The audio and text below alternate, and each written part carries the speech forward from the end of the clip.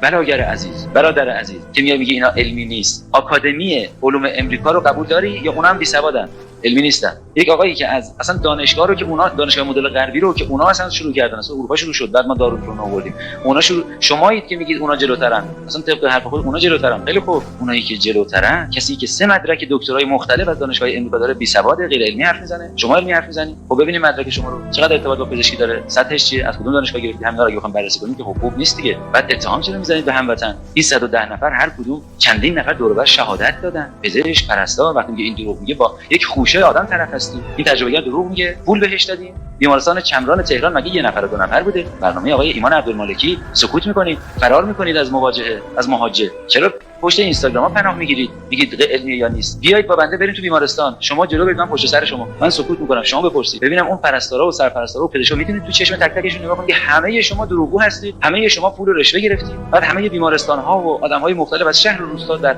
سر تا سر ایران در اختیار عباس فضول خودشون قرار آبروشون و عزتشون و وجدانشون و عزتشون و شرفشون دروغ بگن که چی بشه، چه بدهی به بنده دارن. ایبن الکساندر جراح مغز و اعصاب، مدرک از امریکا داره، استاد دانشگاه هاروارد، که بعضی تو ایران میخوان بگن دانشگاه هاروارد، دو تا لپشون پر میکنن میگن هاروارد، مثلا حالی به حالی میشن با این کلمه هاروارد. استاد دانشگاه هاروارد جراح مغز و اعصاب، مخالف این تجربه هم بوده، علیه این تجربه ها حرف میزده است، گفته این کار مغز خودش که دوچار میشه میاد میشه پرچمدار، چند تا کتاب در دفاع مینویسه. وقتی اینو مینویسه شد بی سواد، تا قبلش خوب بود.